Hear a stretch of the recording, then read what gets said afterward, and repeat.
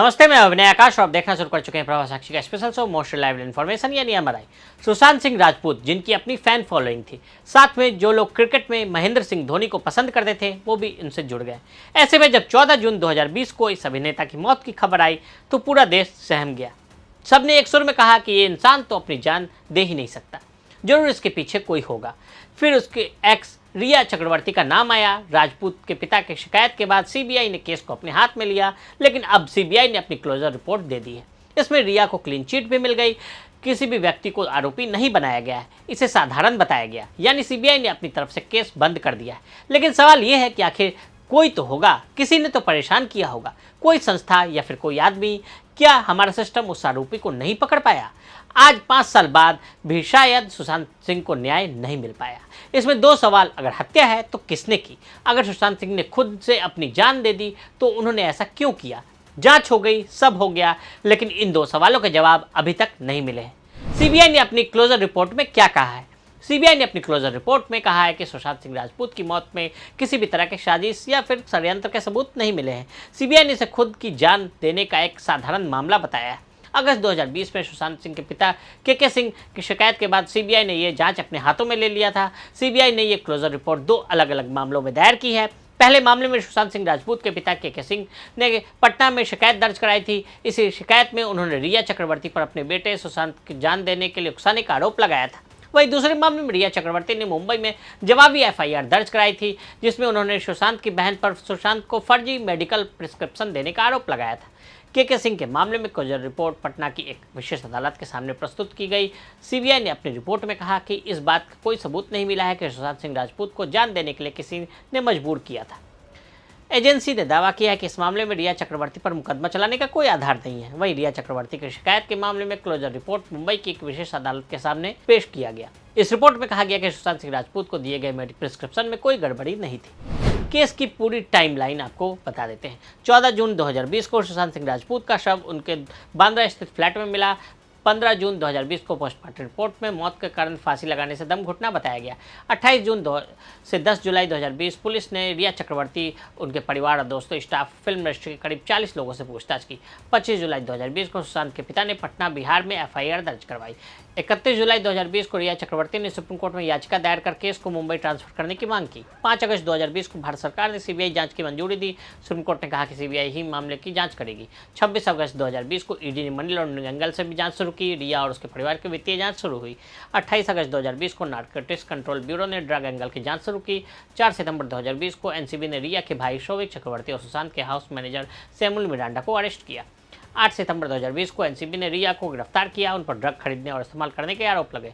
6 अक्टूबर 2020 को एम्स दिल्ली की रिपोर्ट में हत्या की संभावना से इनकार किया गया और इसे आत्महत्या बताया गया। 7 अक्टूबर 2020 को रिया चक्रवर्ती को कोर्ट से जमानत मिली। 2021 से 24 में सीबीआई ने क्लोजर रिपोर्ट दाखिल की है। ईडी और एनसीबी की जांच अभी जारी है।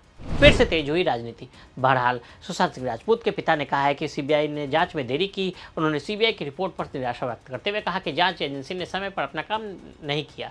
इस मामले में राजनीति जो होती आई है फिर से होने लगी है। बीजेपी विधायक राम कदम ने दावा किया कि उद्धव ठाकरे ने पहले ही सीबीआई को केस दे दिया होता तो आज न्याय मिल जाता। जब सारे सबूत मिटा दिए जाएंगे और उनके नेता रिया के साथ प्रवक्ता बनकर खड़े रहेंगे तो ऐसे में सवाल उठना लाजमी है। सुशांत के घर का फर्नीचर हटा दिया गया, घर का रंग रोगन करा, मूल मालिक को लौटा दिया गया। क्या कारण है कि आज दिशा सालियान के पिता को लगता है कि उनकी बेटी को न्याय नहीं मिला? इन सारे मामलों के पीछे उद्धव ठाकरे सरकार और उनके करीबी लोगों को बचाने का उद्देश्य था। राम कदम के बयान के बाद संजय राउत ने पलटवार किया। संजय राउत ने कहा कि सीबीआई की रिपोर्ट से सब साफ हो गया है। ठाकरे परिवार को बदनाम करने के लिए षड्यंत्र रचा गया। बीजेपी अपने विरोधियों को बदनाम करने का कोई मौका नहीं छोड़ती है। पूरी घटना आत्महत्या से जुड़ी थी, फिर भी बीजेपी ने मामले को बढ़ा चढ़ाकर अपने विरोधियों के खिलाफ इस्तेमाल किया। सीबीआई का कन्विक्शन रेट। सीबीआई के कन्विक्शन रेट की जब भी बात आती है तो 5 में से 3 मामलों में ही किसी नतीजे तक पहुंच सकी है। 2016 में कन्विक्शन रेट 67% था। राज्यसभा में सरकार द्वारा दी गई जानकारी के अनुसार केंद्रीय जांच ब्यूरो यानी सीबीआई के मामले में दोष सिद्धि की दर 2018 में 67 से 68% से बढ़कर 2022 में 74.59% हो गई। सीबीआई की दोष सिद्धि की दर 2018 में 68%, 2019 में 59.19%, 2020 में 59.83%, 2021 में 67.56% और 2022 में 74.59% थी। महत्वपूर्ण बात यह है कि 2016 में सबसे कम 131 केस दर्ज हुए, जबकि 2017 में सबसे ज़्यादा 926 केस। सीबीआई पर सरकारों का दबाव होने की बात नई नहीं है। सुप्रीम कोर्ट खुद इसको पिंजरे का तो बंद तोता करार दे चुका है। इन सुसाइड केसों में भी सीबीआई नहीं दे सका कोई नतीजा। जिया खान, ब्रिटिश इंडियन एक्ट्रेस जिया खान को हम अमिताभ बच्चन की फिल्म निशब्द के लिए जानते हैं। 3 जून 2013 को उन्होंने जुहू स्थित घर के बेडरूम में सीलिंग फैन से फांसी लगा ली थी। इस मामले में भी मुंबई पुलिस पर जांच को भटकाने का आरोप लगा। उनकी मां राबिया खान का आरोप है कि जिया की हत्या हुई। आखिर 2016 में जांच सीबीआई के हाथों में आई, लेकिन अब तक जांच किसी ठोस नतीजे तक नहीं पहुंच सकी।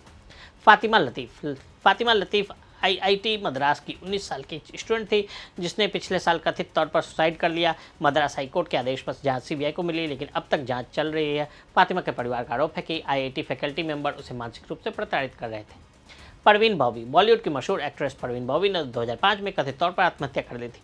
इस मामले में भी सीबीआई की जांच की, लेकिन कोई नतीजा नहीं निकला। अब क्लोजर रिपोर्ट के बाद आगे क्या? बहरहाल राजनीति का क्या है, हर मुद्दे पर हो जाती है, फिर मुद्दा बनाकर राजनीति कर दी जाती है। लेकिन अफसोस इस बात का है कि सुशांत सिंह राजपूत की मौत की सही वजह या सही कारण हमें पता नहीं चल सका। पटना में बैठे उनके पिता के सिंह न्याय के इंतजार में है, लेकिन सीबीआई की रिपोर्ट ये बताती है कि न्याय में अभी काफ़ी देर है। वही सीबीआई ने क्लोजर रिपोर्ट के जरिए किसी भी तरह के गलत काम के सबूत न होने की बात कही है। रिपोर्ट ने आरोपी रिया के लिए राहत का आधार तो बना दिया है, लेकिन वो आधार अदालत की मंजूरी के अधीन है। यानी जब तक रिपोर्ट पर कोर्ट की मुहर नहीं लग जाती, तब तक आरोपी पर आरोपों की तलवार लटकती रहती है। कानून के जानकारों के मुताबिक क्लोजर रिपोर्ट कानूनी तौर पर आरोपी को कोई क्लीन चिट नहीं होती है। यह सिर्फ केस की जांच का निष्कर्ष होता है। स्वीकार्यता कोर्ट की मंजूरी पर निर्भर करता है। सुशांत मामले में उनकी बहन शिकायत करता है, लिहाजा अभी भी उनके पास अपनी बात रखने का मौका है। शिकायतकर्ता जांच से जुड़ी खामी को मजिस्ट्रेट के ध्यान में ला सकते हैं।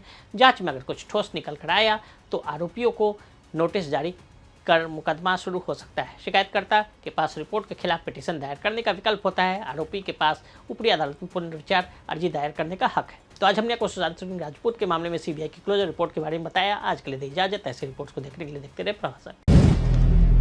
अगर आप भी लेना चाहते हैं देश दुनिया की तमाम जानकारी, तो आज ही सब्सक्राइब करें हमारे चैनल को। साथ ही नीचे दिए बेल आइकन को जरूर दबाएं ताकि हर अपडेट आप तक पहुंच सके।